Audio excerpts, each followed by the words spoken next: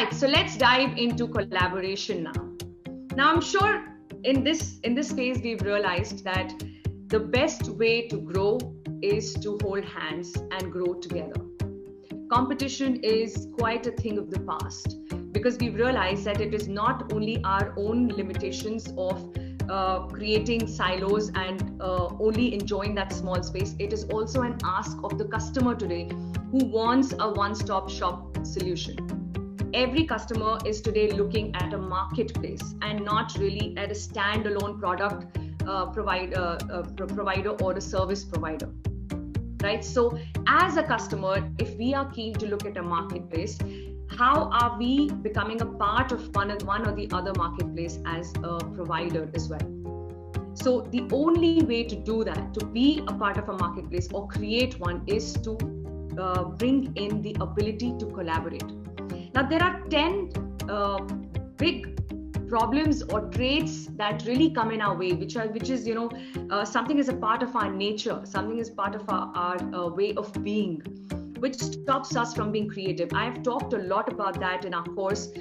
We have a course called Upskilling Leadership Blueprint, which will take you much deeper into all these skills. The fifth one is what you will understand a lot better in Upskilling Leadership Challenge, which is our level 2 course. But even in our level 1 course, ULB, Upskilling Leadership Blueprint, I've shared those 10 traits with you. So I would encourage you to sign up and really go through that particular module, that masterclass, to know what will stop you from being a collaborator. Even though you think that you are a great collaborator and you have all the skills, you get along with people really well, your people skills are very good, yet out of those 10, I can guarantee you have 4 skills or 4 traits that you're unaware of, which is not allowing you to partner as well as you can. And once you know what those traits are, you know how to work on those traits. So I'll leave you with that thought to explore what those traits are, or sign up for ULB and know more about it. But what does collaboration really mean? Let's discuss that for a bit before we get into how we can develop this skill further. What does it mean? Does it mean communication? Does it mean cooperation? Does it mean coordination, coordinating with people? Does it mean teamwork? What does collaboration really mean? Collaboration is not just communication. It is communication, because the moment you talk about collaboration, it is participation. It is about people coming together, partnering with each other and creating something of higher value, right? I can offer X value, you can offer Y value. Together, we can offer X plus Y. Now, basically, that's what collaboration really means. So, which means we need to really communicate with each other to understand what is my X and what is your Y. But it is not just communication. So, is it about cooperation? Now, collaboration is not cooperation, because when you are cooperating, you are not a part of the whole process. You are pretty much operating from the outside, right? So you are providing the support.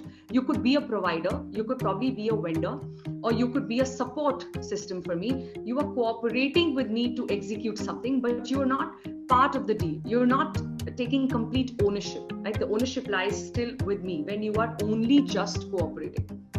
Now, when we are coordinating, means my output is an input for you, right? And you use this input and you create another output, which could be an input for somebody else. So there is a certain coordination happening here, right? It just passes from one table to the other as a part of the process. So we are coordinating. Now, if this coordination is outside my business purview, then again, the ownership lies only with me. I'm coordinating with somebody for one small part of my final output, but the assembly and the rest of the input is pretty much within my purview. I am coordinating with you for one small piece, but the ownership again lies with me.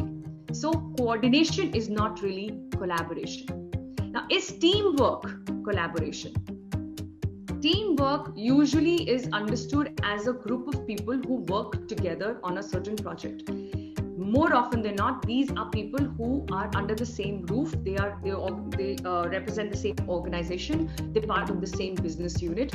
And when these people work together as a team, it's called as a teamwork, right? But collaboration is not restricted to just a group of people working as a team. Collaboration is not even restricted to a particular function.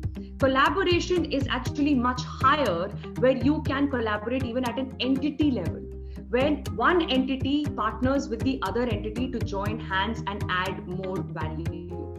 So the bottom line for collaboration, or the only purpose to collaborate, should be to add more value. So for example, if I run a company, SBY Academy, and we offer leadership and etiquette coaching solutions, we don't do sales trainings. Now, if my client wants to conduct a sales training workshop, and my client is very comfortable working with me because we've had a long working relationship with each other, then today my client's comfort lies in not dealing with multiple agencies. They only want to deal with us. And then the conversation would be, can you create the possibility of, a webinar or a workshop, or sections for us on sales. And that's when I get the opportunity to collaborate with somebody who I know is great or is an expert in that space. And with that collaboration, we create a one-stop solution for my client. Right? So what it does is it helps us to add more value to our client, and it makes our client easy. It makes it easier for them as well to operate and deal with just one person, one vendor, one agency. So when we are collaborating, the how of collaboration becomes extremely important. And in the how of collaboration, there are just two things to look at. What is the essence of collaboration, and what is the form of collaboration?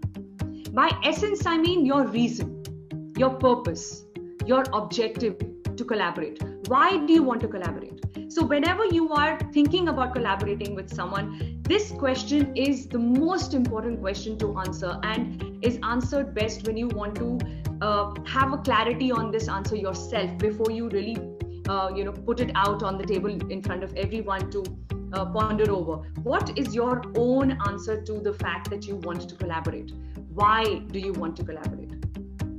What is the value that drives this need? And the person or entity that you're collaborating with, what value drives them? Essence is best understood and felt when these values merge with each other. When people you're collaborating with are driven with the same purpose and passion as you are.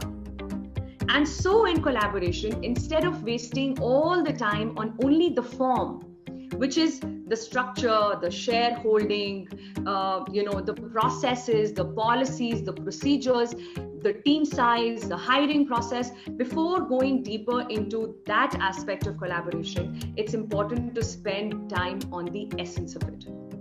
Why are we doing what we are doing? Why with you? Why not with somebody else? Or why at all?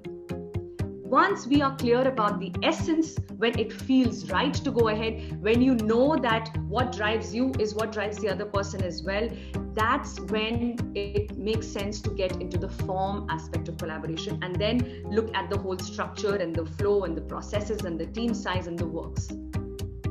So this is the key in understanding collaboration as a skill.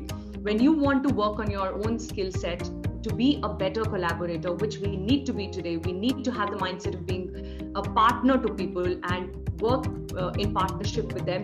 We need to know what are the traits that can come in our way.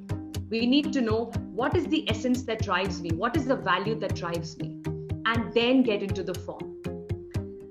So that is how I would want you to re-look at collaboration and build this skill and upskill yourself on being a better collaborator.